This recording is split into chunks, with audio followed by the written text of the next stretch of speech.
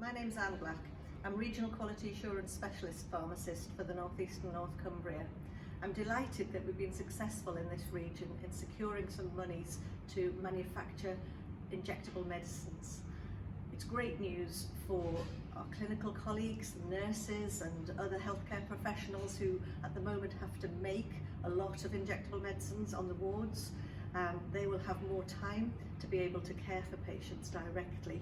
It's great news for patients themselves. We're going to have consistently high quality products which they can be in receipt of, and it's great news for the region.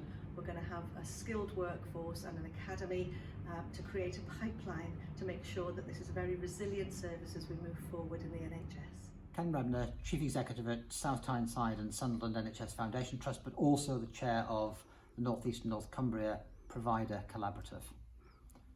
This development is important for the North East because it's the first time all the hospitals within the North East have collaborated together on a particular project of this scale and size. And there are three particular reasons why I think it's important.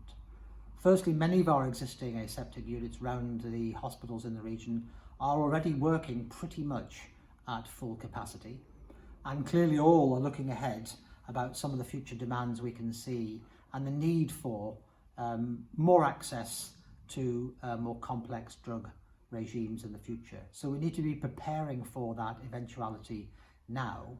And this joint development between us all, the collaborative of hospitals in the North East working together, is going to give us some certainty over that supply and capacity, hopefully for the next 20 years or so. So we've very much got one eye on the future and making sure we have got the capacity for some quite complex and specialist chemotherapy drugs in particular, and to make sure that's there for when patients need it in coming years.